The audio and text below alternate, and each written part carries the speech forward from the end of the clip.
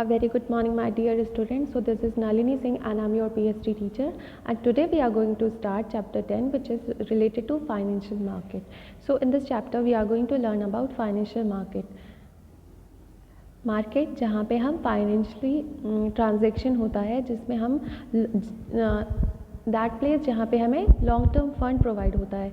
अब long term fund क्या होता है? जो लंबे टाइम के लिए होता है. एंड बिजनेस में हम लॉन्ग टर्म फंड का यूज़ क्यों करते हैं? For buying purchasing land, building, machineries etcetera. Okay. और ये जो फंड्स हैं वो हमें कहाँ से मिलते हैं? कैपिटल मार्केट से मिलते हैं. और हमें ये सारी चीज़ें प्लानिंग करनी होती है, फाइनेंशियल प्लानिंग, कि क्या कौन सा फ़ंड हमें कहाँ पे लगाना है और कहाँ से हमें फ़ंड लाना है. ठीक है.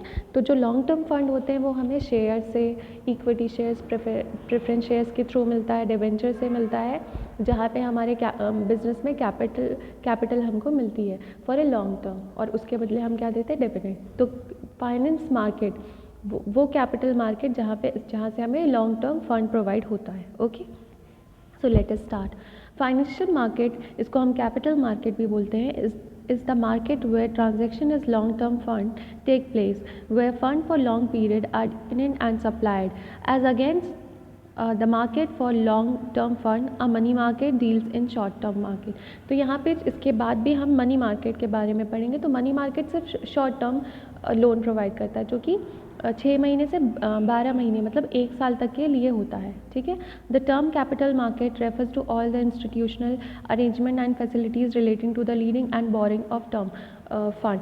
तो ये जितनी भी कैपिटल मार्केट और फाइनेंशियल मार्केट से रिलेटेड जो है, जितने भी ये मार्केट इंस्टीट्यूशंस होते हैं जो हमें कैपिटल प्रोवाइड करते हैं, उनसे रिलेटेड है. It's deal in money market. The demand for long-term capital fund mainly comes from private entrepreneurs seeking to establish new industrial ventures and exceeding the size of their existing establishment. जो long term fund चाहिए होता है वो हमें किस लिए चाहिए होता है? हम ज़्यादातर देखते हैं कि किसी प्राइवेट एंटरप्रेन्योर को ही चाहिए होता है अपने बिजनेस को बढ़ाने के लिए, या फिर उनकी नई इंडस्ट्री है, इतनी कैपिटल नहीं होती तो उन्हें फ़ंड चाहिए होता है, और ये लंबे समय के लिए चाहिए होता है. ठीक है. अभी हम कैरेक्टरिस्टिक्स देख लेते हैं, characteristics of capital market. So the first characteristics of capital market is the market where transaction is long term fund take place. अब ये हमेशा ध्यान रखना, फाइनेंशियल मार्केट हमेशा लॉन्ग टर्म फंड प्रोवाइड करता है और मनी मार्केट हमेशा शॉर्ट टर्म फंड प्रोवाइड करता है. राइट. नेक्स्ट है long term loan are taken to get fixed capital. Fixed capital जैसे लैंड, मशीनरी, ये सारी चीज़ें होती हैं, वो फिक्स्ड कैपिटल हमारी कहलाती है, और लॉन्ग टर्म लोन जो हम लेते हैं उससे हम फिक्स्ड कैपिटल बनाते हैं. ठीक है.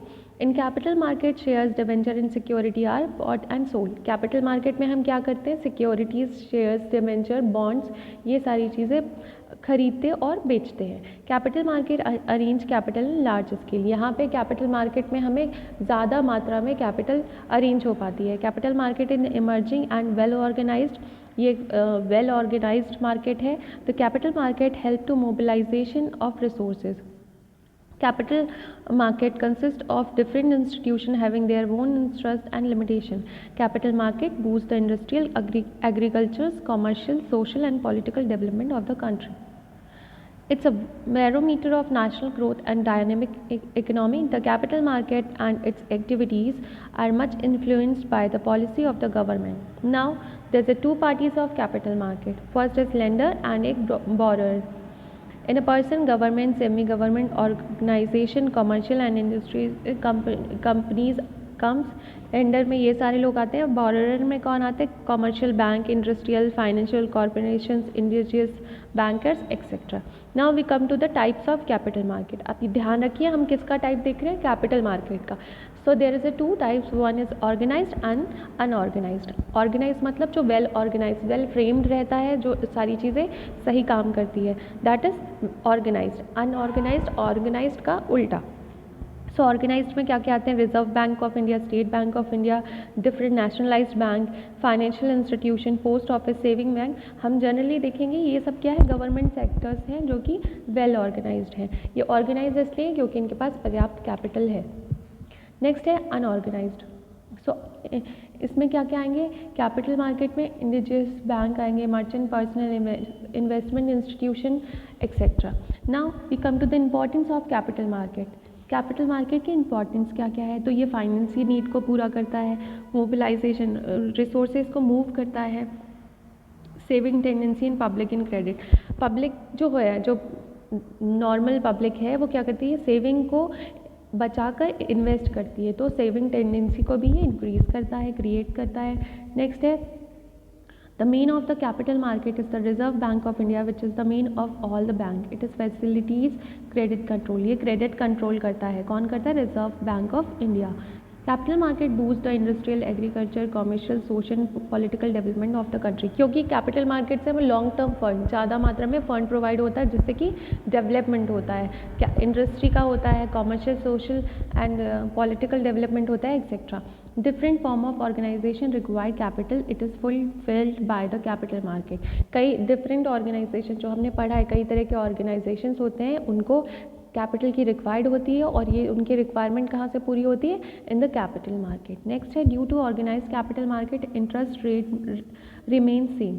नेक्स्ट है main component of capital market. The main component of capital market are as follows, individual banker, commercial banker and stock market.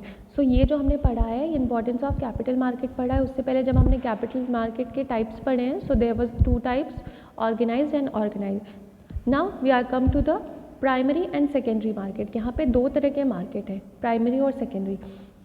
इन दोनों के बीच का जो डिफरेंसेस होता है, वो भी आप लिख कर याद कर लेना, कहीं से भी देखकर, क्योंकि वो इंपॉर्टेंट है for the board exam purpose, right. अब प्राइमरी मार्केट क्या होता है, जहाँ पे फर्स्ट टाइम पे हम कैपिटल हमको मिलती है। The place from where the public directly receive the capital first time as called primary market. And what is the secondary market? Under secondary market, capital is formed or received from various sources.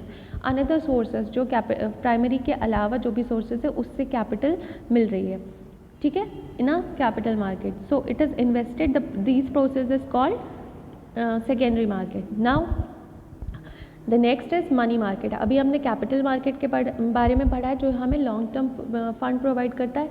Long term के अलावा हमें short term fund की भी ज़रूरत पड़ती है liquidity को maintain करने के लिए किसी भी बिजनेस में। तो अभी हम पढ़ेंगे मनी मार्केट। मनी मार्केट क्या होता है, आप ध्यान रखना, कैपिटल मार्केट और money market both are different, and money market के साथ साथ हम इनके इंस्ट्रूमेंट्स को भी पढ़ेंगे, ठीक है। सो sometimes is it assumed that meaning of both money market and capital market are same but both are different according to its nature। हम देखते हैं कि मनी मार्केट और कैपिटल मार्केट सेम ही लगते हैं, बट यहाँ पे मीनिंग पे जब हम जाएंगे तो दोनों डिफरेंट समझ पाएंगे। मनी मार्केट जो होता है, money market is a market for डेप्ट and security that pay off in the short term, usually less than 1 year. तो जो मनी मार्केट होता है वो हमें क्या प्रोवाइड करता है, शॉर्ट टर्म सिक्योरिटीज़ प्रोवाइड करता है, जो कि 1 साल के लिए होता है।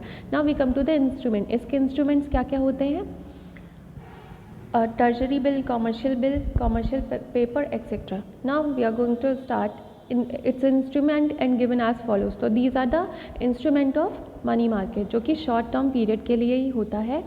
इसमें क्या क्या है, treasury bill, commercial paper, call money, certificate of deposit and commercial bill. अब ये होता क्या है, ये हम देख लेते हैं।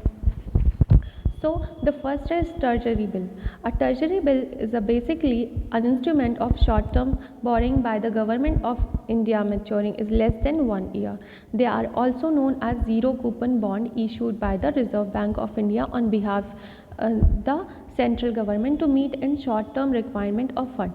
अब इसका मतलब क्या है, जो ट्रेजरी बिल है वो क्या है, एक इंस्ट्रूमेंट है जो हमें क्या प्रोवाइड करता है, शॉर्ट टर्म बोरिंग, मतलब कुछ समय के लिए हमें उधार देता है। और ये होता किसके लिए, जो कि 1 साल तक के लिए रहता है, और ये ज़ीरो कूपन बॉन्ड है। ये ज़ीरो कूपन क्या होता है मैं आपको बाद में समझाती हूँ।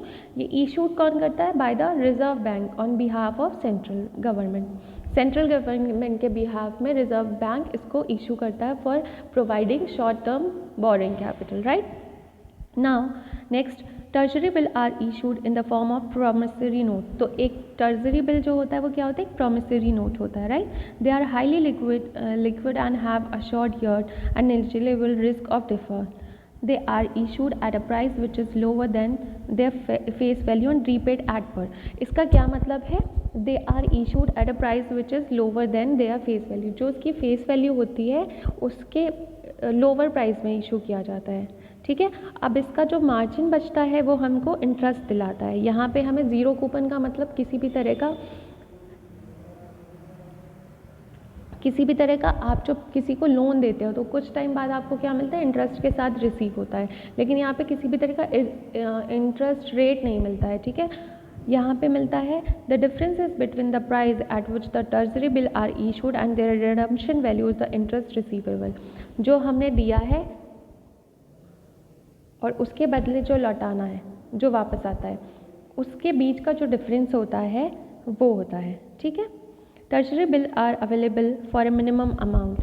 सो टर्शरी बिल जो होता है उसको वो तो 25,000 एंड इट्स मल्टीपल देयरफॉर। ये ध्यान रखिएगा कि टर्शरी बिल जब भी हमें अवेलेबल या इशू होता है हमेशा 25,000 और उसके मल्टीपल में होता है। मल्टीपल मतलब 25,000 होगा या फिर 50,000 होगा या फिर 75,000 होगा या 1 लाख होगा, ठीक है। ये 23,000 नहीं होता, हमेशा मल्टीपल में होता है। Now we come to the example. So suppose an investor purchase 91 days. आप ये ध्यान रखना कि जो शॉर्ट टर्म होता है वो 1 ईयर के लिए होता है, तो ये डेज के हिसाब से होता है, ठीक है। 91 days, 182 days and 364 days, these are the days of treasury bill. So treasury bill with a face value, अब आप इसको समझना, टर्शरी बिल की जो फेस वैल्यू है वो 1 लाख है, ठीक है, जो 96,000 रुपीज़ के लिए है, okay. 1 lakh for 96,000 by holding the bill until the maturity date. आपको 96 रुपीज़ दिया जाएगा मेच्योरिटी डेट तक, और इन्वेस्टर्स को क्या मिलेगा, 1,000। इन्वेस्टर्स को 1,000 मिलेगा। आपने दिया 96,000 था, अब आपको मिलेगा 1,000, तो ये जो बीच का डिफरेंस है वो 4,000 रुपीज़ है, राइट। यही आपको प्रॉफिट दिलाएगा, जो 4,000 रिसीव हो रहा है यही आपकी मेच्योरिटी अमाउंट है। तो इसको, यही आपने जो 4,000 किया है, ये क्या रिप्रेजेंट करता है, आपके इंटरेस्ट रिसीव को। आपने इसको आपको इतना इंटरेस्ट मिला, ठीक है। तो टर्शरी बिल एक बोरिंग इंस्ट्रूमेंट है जो शॉर्ट टर्म के लिए देता है। इसमें ये 91 डेज़ या 182 डेज़ या 364 डेज़ के लिए होता है। ये 25 डेज़ के मल्टीपल में होता है। एक प्रॉमिसरी नोट होता है, साथ साथ ज़ीरो कूपन बॉन्ड होता है, मतलब किसी भी तरह का इंटरेस्ट रेट नहीं मिलता है। जो बीच का डिफरेंस होता है उसी को इंटरेस्ट रिसीव कहते हैं, ठीक है। नेक्स्ट है कॉमर्शियल पेपर। सो ये भी एक शॉर्ट टर्म है। So commercial paper is a short term unsecured promissory note. This is also a promissory note जो कि हम शॉर्ट टर्म लोन प्रोवाइड करता है। अब इसके तरीके दूसरे हैं। Commercial paper is a short term unsecured promissory note and transferable for endorsement and delivery with a fix maturity period. इसका फिक्स मेच्योरिटी पीरियड है, उसके बाद आपको पेड करना है। It is issued by a large and credit वर्दी companies. इसको कौन इशू करता है, जिस कंपनी की क्रेडिट होती है और जो बहुत ज़्यादा बड़ी होती है। To raise short term fund at lower rate of interest. यहाँ पे जो भी शॉर्ट टर्म फंड प्रोवाइड करता है, इशू करते हैं, वो कम रेट में किया जाता है देन द मार्केट रेट से कम रेट में प्रोवाइड किया जाता है। It is usually has a maturity period of 15 days to 1 year. इसका जो मेच्योरिटी पीरियड होता है वो मिनिमम टू मैक्सिमम कितना है, 15 days to 1 year.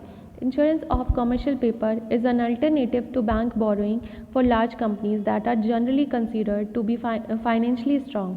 It is sold as a discount and redemption at par. The original purpose of commercial paper was to provide short-term fund for seasonal and working capital need.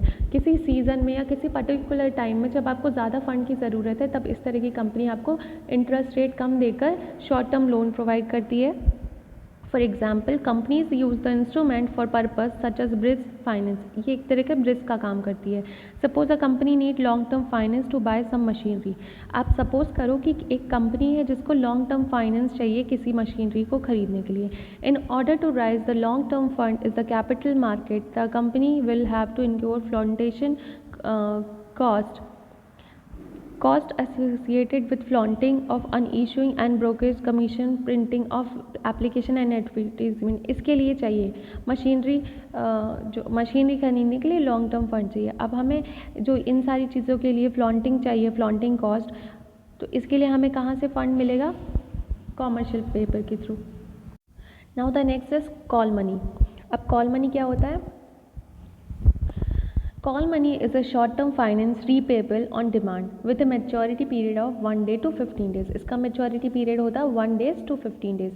Used for interbank transaction इसको क्या करते हैं, inter bank transaction करते हैं। Commercial bank have to maintain a minimum cash balance known as a cash reserve ratio. अब जो commercial banks होते हैं उनका एक मेंटेन होना चाहिए, कैश फ्लो उनका मेंटेन होना चाहिए, मिनिमम उनके पास उतना होना चाहिए। The Reserve Bank of India changes the cash reserve ratio from time to time which is turn affect the amount of fund available to be given as loan by commercial bank.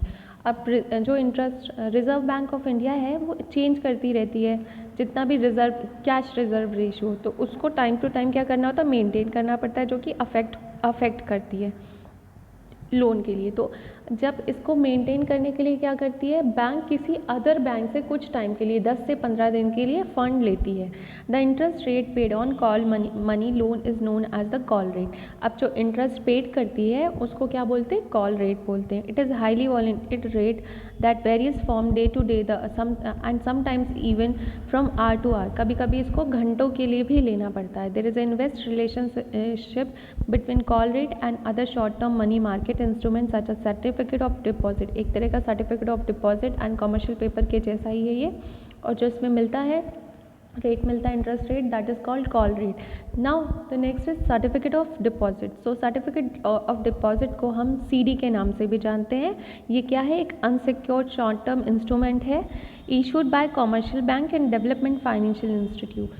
इसको कौन issue करता है, by the commercial bank and financial institution. They can be issued individual corporation and company during period of tight liquidity when the deposit growth of bank is slow but the demand of credit is high. ये तब होता है, CD कब होता है, commercial bank तब करती है जब लिक्विडिटी होता है, जब लोग deposit when the deposit growth of bank, मतलब हम बैंक में क्या होता है, बैंक क्या क्या सर्विस प्रोवाइड करती है, हम अपना पैसा उसमें रख भी सकते हैं और वहाँ से लोन भी ले सकते हैं। तो ऐसी कंडीशन में सीडी दिया जाता है, इशू किया जाता है, जबकि बैंक के पास फंड कम आ रहा है, मतलब बैंक के पास लोग बैंक में पैसा कम रख रहे हैं लेकिन क्या कर रहे हैं, लोन ज़्यादा ले रहे हैं। जब क्रेडिट हाई है और डिपॉजिट ग्रोथ काफ़ी स्लो है, तब सीडी की कंडीशन आती है। They help to mobilize a large amount of money for short period. ये भी शॉर्ट पीरियड के लिए मनी अमाउंट देता है। नेक्स्ट है commercial bill. Okay, so it's a kind of bill of exchange. A commercial bill is a bill of exchange used to finance the working capital requirement of business firm. It is a short-term liquidable self-liquidation instrument which is used to finance the credit sales of firm. When goods are sold on credit, जब goods को credit में sell किया जाता है, the buyer become liable to make payment of the specific date in future. जो मैंने आपको bill of exchange पिछली क्लास में पढ़ाया था उसी तरह से कॉमर्शियल बिल है कि मैंने आपसे 3 महीने के लिए उधार सामान लिया है और उसके बदले मैंने एक तरह का सर्टिफिकेट आपको दे दिया, बिल ऑफ एक्सचेंज जैसे बोलते हैं, कि इतने दिन में उसमें डेट लिखी रहती है, कितना सामान लिया है मैंने, ये सारी चीज़ें मेंशन होती है। 3 महीने बाद मुझे आपको पेमेंट करना है, बट अब क्या है, कंडीशन ये है कि आपको पैसे की ज़रूरत है, तो आप बिल ऑफ एक्सचेंज बैंक पे सबमिट करोगे, आप वहाँ से पैसे ले लोगे, बैंक को क्या मिलेगा, इंटरेस्ट मिलेगा, क्योंकि वो आपको कम अमाउंट में पैसा देगी। अब जो मैं हूँ, मुझे किसको पेड करना होगा, आपको ना देकर बैंक को करूँगी, क्योंकि आप बिल ऑफ एक्सचेंज बैंक को दे दियो तो एक प्रॉमिस नोट होता है, एक सर्टिफिकेट होता है एज अ प्रूफ, ठीक है। तो यहाँ पे कॉमर्शियल बैंक खत्म हो गया। तो ये जितने भी इंस्ट्रूमेंट थे ये सब शॉर्ट टर्म लोन के लिए थे, जो कि किसके अंडर में आते हैं, मनी मार्केट के लिए, ठीक है। टर्जरी bill, commercial paper, call money, certificate of deposit and commercial bill. Now the next is function and importance of money market. Money market के फंक्शंस क्या क्या है, मनी मार्केट काम क्या क्या करता है। तो फर्स्ट है, ये क्या प्रोवाइड करता है, फंड्स प्रोवाइड करता है। इसके बाद यूज़ ऑफ सरप्लस फंड, जो सरप्लस फंड्स होता है उसको क्या करते हैं, यूज़ करते हैं, जैसे भी यूटिलिटी होती है टाइम टू टाइम बेसिस पे। नेक्स्ट है हेल्प इन फाइनेंशियल मोबिलिटी, मतलब कि जो भी फाइनेंशियली होता है, by sending the security from one area to another by investing money market help, जो भी उनको फंड मिलता है उसको दूसरी जगह पे इन्वेस्ट करते हैं फॉर गेटिंग प्रॉफिट, ताकि उससे ज़्यादा प्रॉफिट हो और उनके इन्वेस्टर्स को हम डिविडेंड दे पाएँ, उसके लिए फाइनेंशियल मूव करता है फाइनेंशियल को।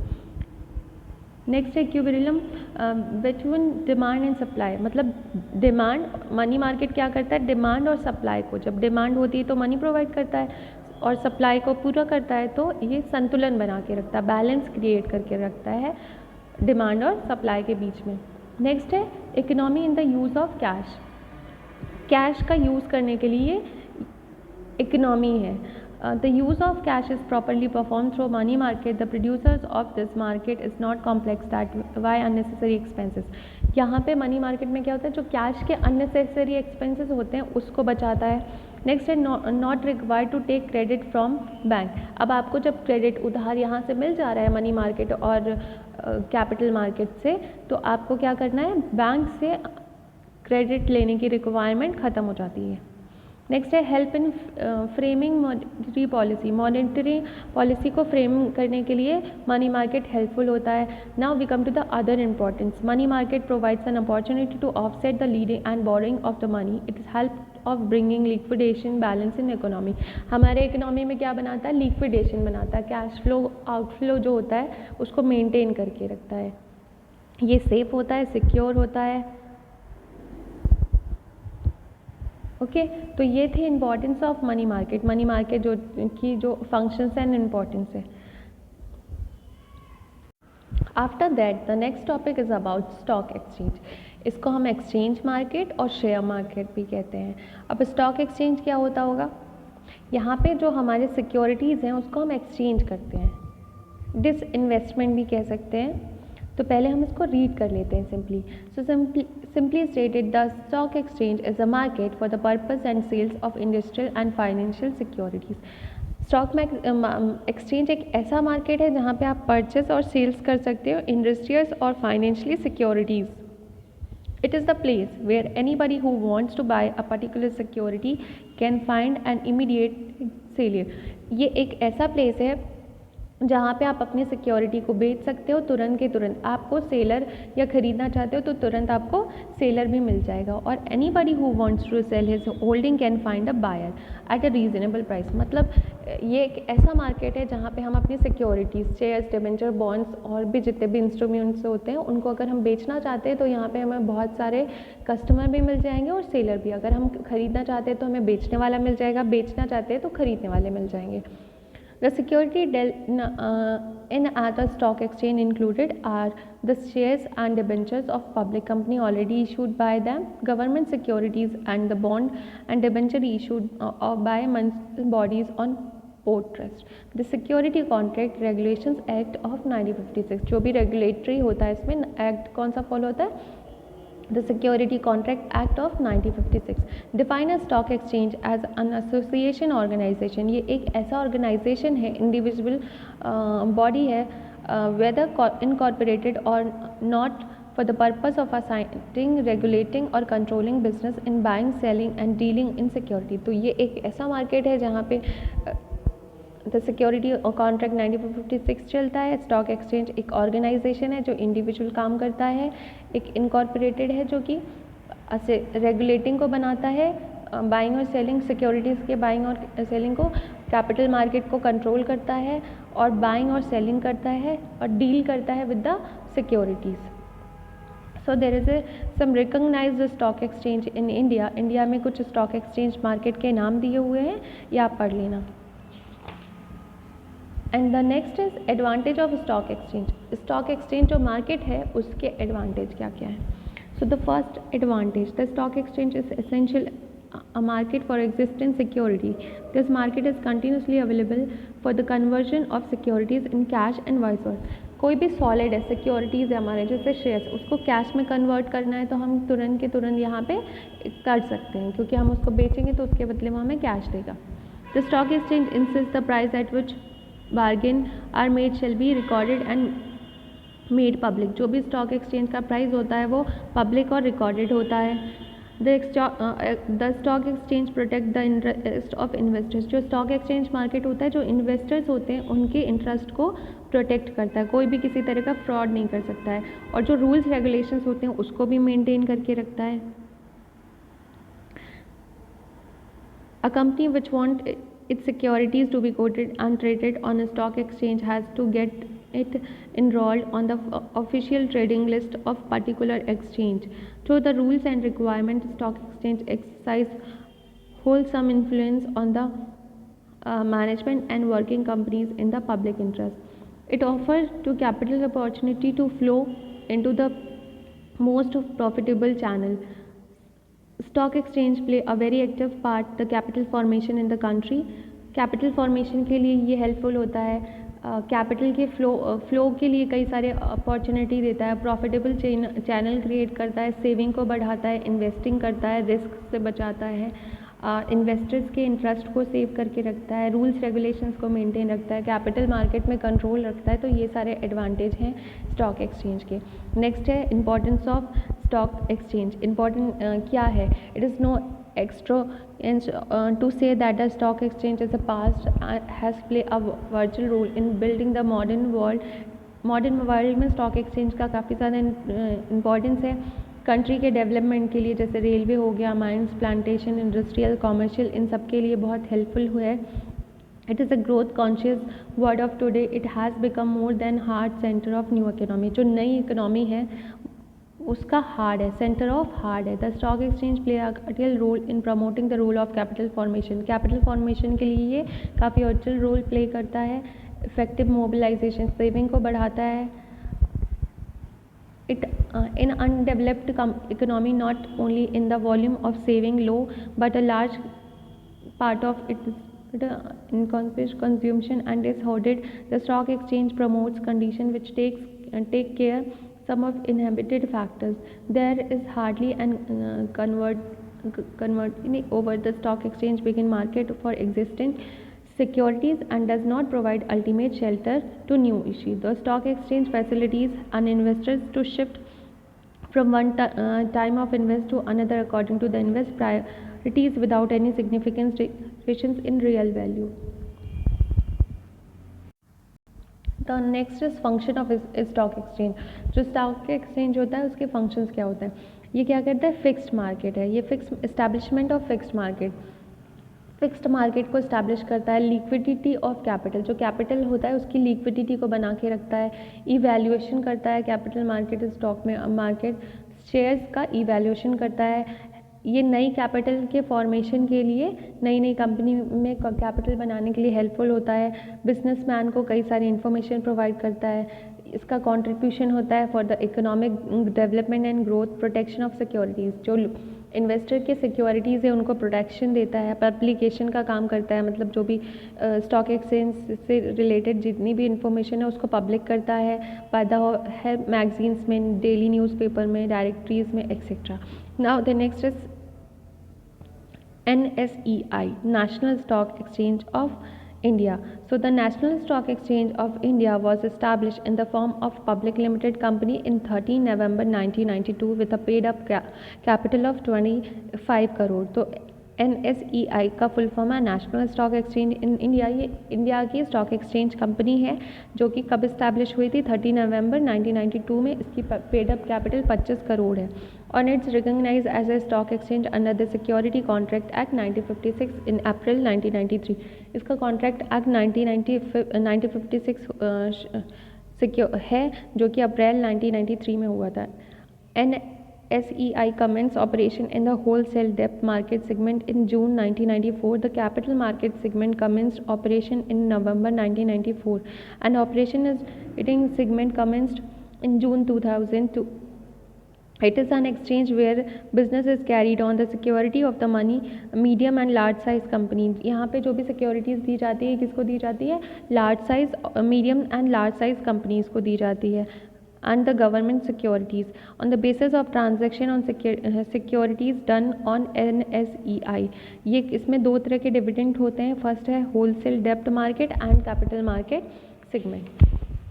NSEI has removed and shortcoming of traditional share market. It is attempt to providing better facilities to investors. Now next is objective of NSEI. इसके NSEI national stock exchange of India के objects क्या थे? तो ये क्या करता है? Transaction cost को रिड्यूस करता है, फैसिलिटीज़ प्रोवाइड करता है किसको? ट्रेडिंग के लिए, फॉर इक्विटीज़ एंड डेब्ट इंस्ट्रूमेंट्स फॉर द नेशंस. ये क्या करता है? Security market to reform Indian security market in term of market practice, to establish a stock exchange of international level.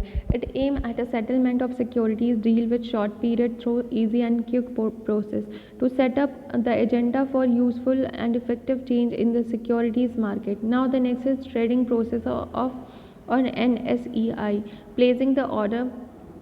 इसका प्रोसेस क्या है, जो नेशनल स्टॉक एक्सचेंज इंडिया है इसका ट्रेडिंग प्रोसेस क्या है? तो पहला है प्लेसिंग द ऑर्डर।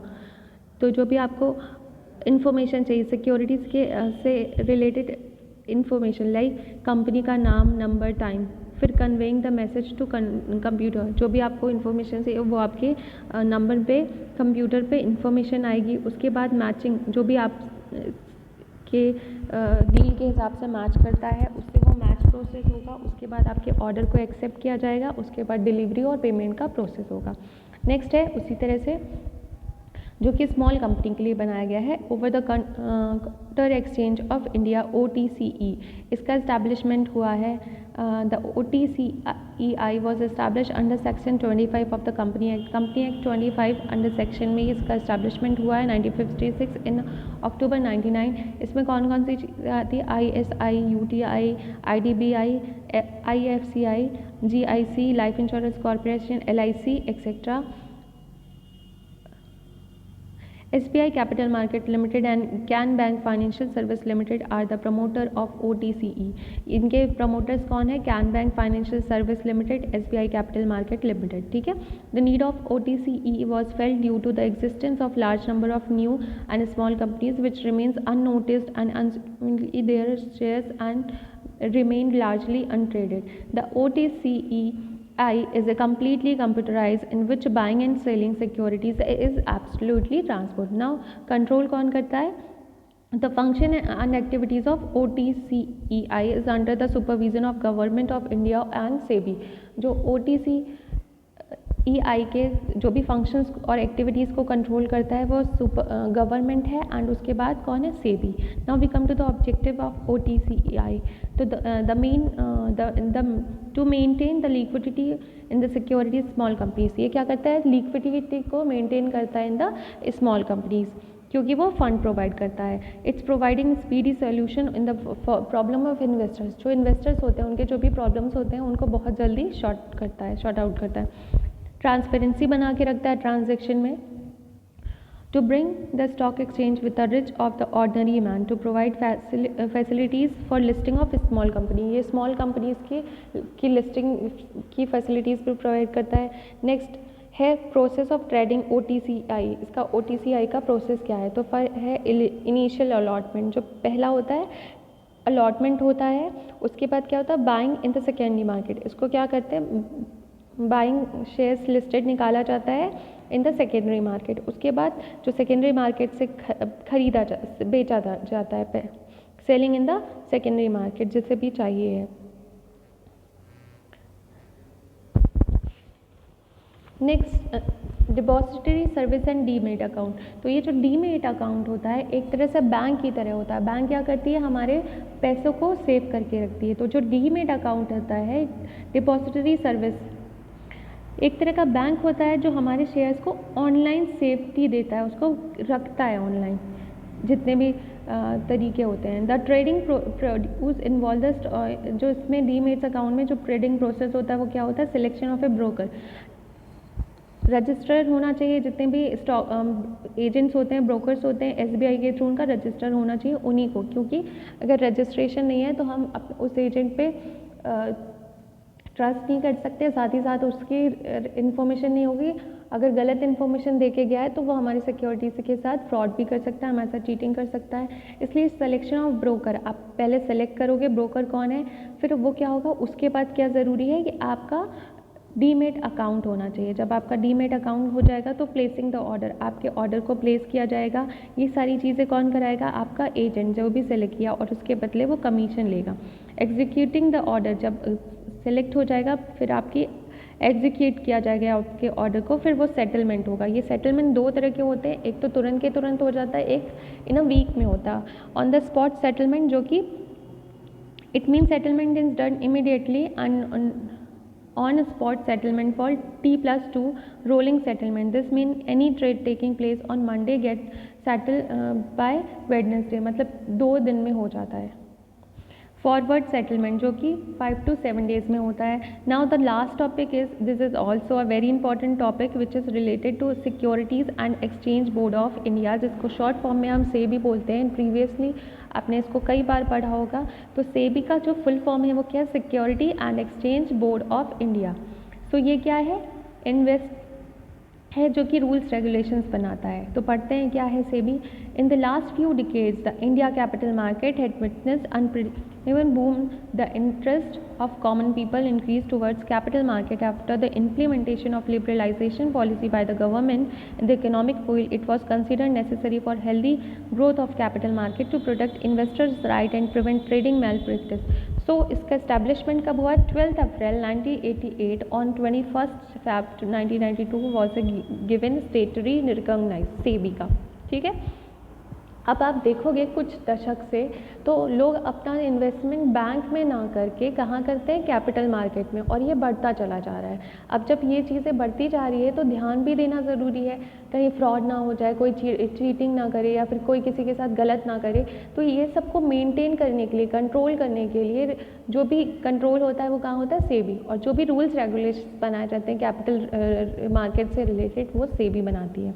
सेबी क्या करती है? इन्वेस्टर्स के इंटरेस्ट को कंट्रोल करती है, कुछ भी गलत काम होने से बचाती है. जो रूल्स रेगुलेशन सेबी बनाती है वही काम करती है. अब सेबी के ऑब्जेक्टिव क्या क्या है? सेबी क्या क्या करती है? सेबी क्या करती है? Securities investors. The main objective of SEBI is to provide security. जो इन्वेस्टर्स होते हैं उनको सिक्योरिटी देती है, सुरक्षा देती है. To attract the saving of the people of capital market. Capital market क्या में सेबी क्या करती है? ऐसे अट्रैक्टिव डिस्काउंट्स और कई पॉलिसीज़ निकालती है जो कि लोग अपनी सेविंग को कैपिटल मार्केट में लगाएं. नेक्स्ट है to keep an eyes on activities. जो ब्रोकर काम करते हैं उनको कंट्रोल, कैपिटल मार्केट में कंट्रोल रखता है और जो ब्रोकर्स होते हैं उनकी एक्टिविटीज़ को भी ध्यान रखता है ताकि वो कुछ गलत ना करें. नेक्स्ट है to promote development of security market. Security market के डेवलपमेंट को प्रमोट करता है. To provide efficiency service to all the parties operating in the capital market. Now the function of SEBI. So ये क्या करता है? इन्वेस्टर्स के इंटरेस्ट को सेव करता है, सिक्योरिटी प्रोवाइड करता है. बिजनेस कैपिटल मार्केट जो सिक्योरिटी मार्केट है उसके बिजनेस को रेगुलेट करता है ताकि वो कंटिन्यू चले. Stock broker, share transfer agent, trustee, sub broker, इन सब का रजिस्ट्रेशन को देखता है और इनके फंक्शंस को टाइम टू टाइम चेक करता है. To register and regulate investment scheme like mutual fund. To carry or research work related with security market. Security market से related research का काम करता है. यहाँ पे fraud, unfair practice इन सबको prohibited करता है. To promote and control self regulatory organization. To provide education and अपने इन्वेस्टर्स को एजुकेशन प्रोवाइड करता है regarding to securities. To check insider trading in security. तो यहाँ पे सेबी के साथ हमारा 10th चैप्टर ख़त्म होता है जो कि था फाइनेंशियल मार्केट.